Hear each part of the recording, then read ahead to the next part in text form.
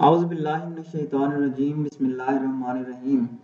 السلام علیکم دوستو، اگر ہم جرمن نو مسلم خاتون کرسٹین بیکر کی ضخیم کتاب from the M T V to Mecca کا مطالعہ کریں تو ہماری نظروں میں اس کے سابقہ محبوب عمران خان کا وقار بڑھ جاتا ہے۔ کرسٹین یورپ کے سب سے پسندیدہ music channel M T V میں ایک کیلنڈری اپنے بدن کی نمائش کرنے والی ایسی چلبلی میزبان تھی جس کی ایک دنیا نگاہ تھی۔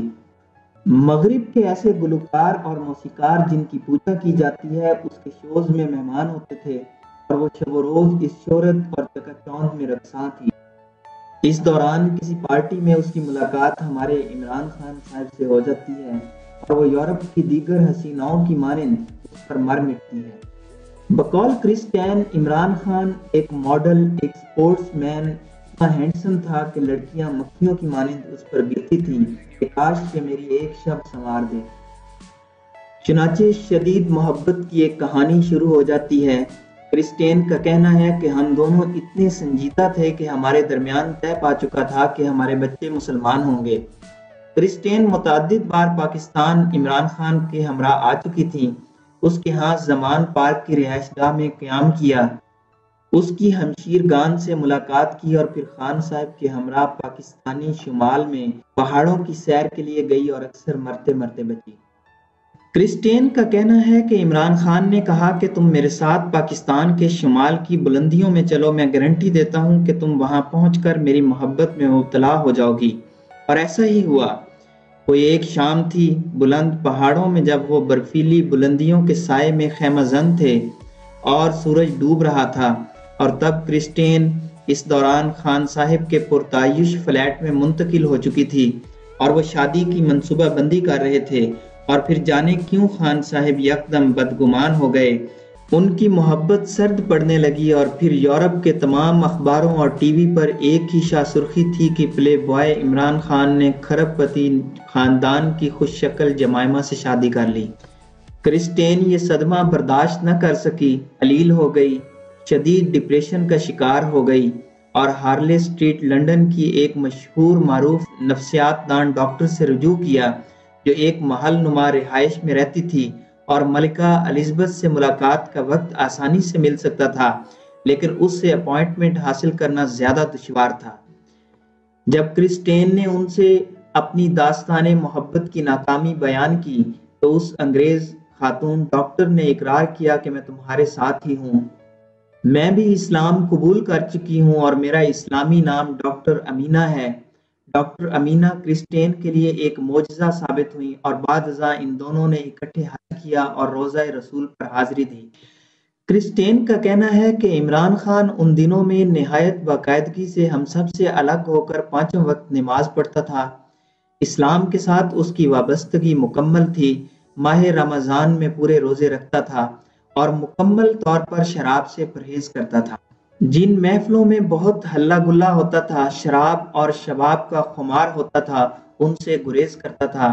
وہ ہمہ وقت مجھے اسلام کی جانب مائل کرنے کی کوشش کرتا رہتا تھا۔ ایک دن وہ مارٹن لنکس کی تحریر کردہ سیرت رسول اللہ مجھے پڑھ کر سنا رہا تھا تو وہ رونے لگا۔ میرے لیے یہ ایک دھچکا تھا۔ عمران، جس کے جذبات کبھی اس کے چہرے پر عیاں نہ ہوتے تھے، ہمیشہ وہ لکڑی کے چہرے کے ساتھ نہایت سنجیدگی سے دوستوں میں حرکت کرتا تھا۔ عمران کیسے بے خود ہو کر آنسو بہا سکتا ہے؟ میں نے سبب پوچھا تو اس نے کہا، کرسٹین، مجھے اپنے پیغمبر سے اتنی محبت ہے کہ ان کے تذکرے سے میری آنکھیں آنسوؤں سے بھر جاتی ہیں۔ ایک بار کرسٹین کچھ مدت بعد عمران کے لندن کے فلیٹ میں داخل ہوتی ہے۔ شدید سردی ہے اور سینٹرل ہیٹنگ کام نہیں کر رہی اور وہ سیگ ہیٹر چلانے کے لیے دیا سلائی روشن کرتی ہے۔ ایک شعلہ بھٹکتا ہے جو پورے فلیٹ کو اپنی لپیٹ میں لے کر جلا ڈالتا ہے۔ کرسٹین بمشکل اپنی جان بچاتی ہے، لیکن فکر مند ہے کہ جب میں عمران کو بتاؤں گی کہ میری کوتاہی کے باعث تمہارا شاہانہ فلیٹ راکھ ہو چکا ہے تو وہ مجھے کبھی معاف نہیں کرے گا۔ کچھ عرصہ کے بعد وہ ہمت کر کے اسے فون کرتی ہے اور فلیٹ کی آتش زدگی کے بارے میں ڈرتے ڈرتے خبر کرتی ہے۔ عمران کا رد عمل اسے حیران کر دیتا ہے۔ وہ نہایت متانت سے کہتا ہے کہ کرسٹین، شکر ہے کہ میرے گناہوں کی اماجگاہ آگ کے سپرد ہو گئی۔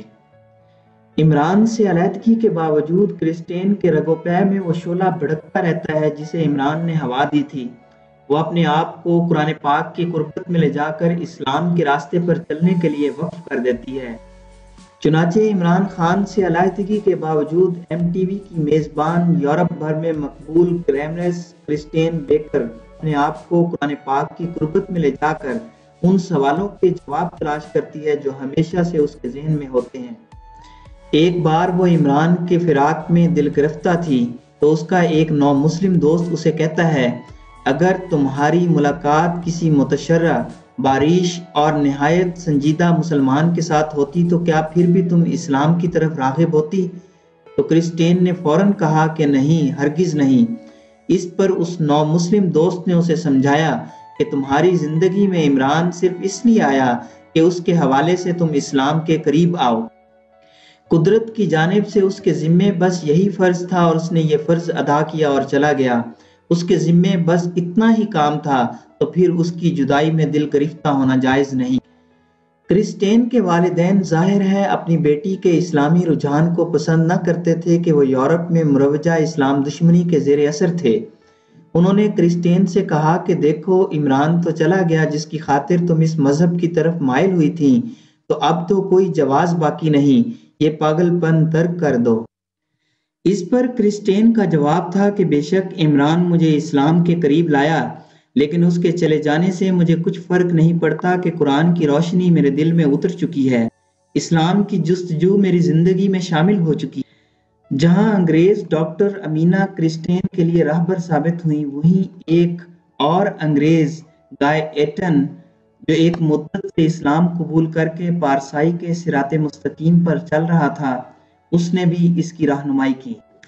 ایک بار کرسٹین نے گائٹن سے کہا، اسلام قبول کرنے میں کچھ رکاوٹیں ہیں، میں میوزک ترک نہیں کر سکتی، مجھے شیمپین پسند ہے، میں پورک چاپ شوق سے کھاتی ہوں، اور بھلا جنسی تعلق کے بغیر کیسے زندگی گزر سکتی ہے؟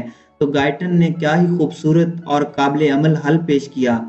اس نے کہا، دیکھو کرسٹین، اللہ تعالیٰ نے انسان کو اپنے آپ کو بدلنے کے لیے بہت برس دیے۔ اس نے قرآن پاک کی پہلی آیت میں ہی تمام احکام صادر نہیں کیے کہ بس شب بھر میں تم اپنی گزشتہ زندگی اور عادتوں کو ترک کر دو۔ قرآن کریم درجنوں برس نازل ہوتا رہا، تحمل اور بردباری سے بنی نوع انسان کو وقفے وقفے سے سمجھاتا رہا کہ تمہارے لیے کیا بہتر ہے۔ 24-25 برس میں اس نے اپنا پیغام مکمل کیا۔ اللہ تعالیٰ کو کچھ جلدی نہ تھی، دھیرے دھیرے تبدیلی رونما ہوتی رہی۔ تو تم بھی آغاز کرو، اپنے مسلمان ہونے کا اعلان کر دو، اور پھر آہستہ آہستہ وقت کے گزرنے سے تم اپنی موجودہ زندگی سے الگ ہو کر اس دین کو مکمل طور پر اختیار کر لو گی۔ بس آغاز کرو۔ کرسٹین بیکر کیسی خوش نصیب تھی کہ اسے گائٹن جیسا منطقی مسلمان ملا، ورنہ ہماری قسمت میں تو یہی پرخشونت اور ہولناک لوگ ہیں جو ہمیشہ ہمیں اسلام کی روح سے برگشتہ کرنے کی کوششوں میں مصروف ہیں۔ گائٹن بستر مرگ پر پڑا ہے اور مسکرا رہا ہے۔ وہ ایک خواب دیکھتا ہے، سرسبز وادیوں کے درمیان میں ایک نیلی جھیل ہے جس پر رنگ رنگ کے پرندے اڑان کرتے چہچہاتے ہیں، اور وہ کرسٹین سے کہتا ہے، میں مرنے کے لیے تیار ہوں کہ مجھے جنت کی نوید مل گئی ہے۔ ڈاکٹر امینا اس کے سرہانے سورہ یاسین کی تلاوت کرنے لگتی ہے اور اس کے چہرے پر ایک مطمئن مسکراہٹ پھوٹتی ہے، اور وہ اپنے اللہ کے پاس چلا جاتا ہے۔ اس کی تدفین اسلامی رسوم کے مطابق کی جاتی ہے۔ قصہ مختصر، کرسٹین بالآخر اپنے تمام سوالوں کے پرکشفی جواب پا کر مسلمان ہو جاتی ہے، اور اس کی زندگی میں بھونچال آ جاتا ہے۔ والدین کی ناراضگی، پوری جرمن قوم کا طیش، دوستوں کی علیحدگی، لیکن وہ ثابت قدم رہتی ہے۔ عمران خان تک جب اس کے قبول اسلام کی خبر پہنچتی ہے تو وہ اسے مبارکباد کا پیغام بھیجتا ہے۔ سچ تو یہ ہے کہ ہم جیسے اس خدا کی تلاش میں نکلتے تو ہیں، لیکن زندگی بھر بھٹکتے رہتے ہیں، سوائے نامرادی کے کچھ حاصل نہیں ہوتا، جبکہ کرسٹین بیکر جیسے جب اس کی تلاش میں نکلتے ہیں، اس محبوب کے لیے جستجو کرتے ہیں، تو بالآخر اسے پا لیتے ہیں۔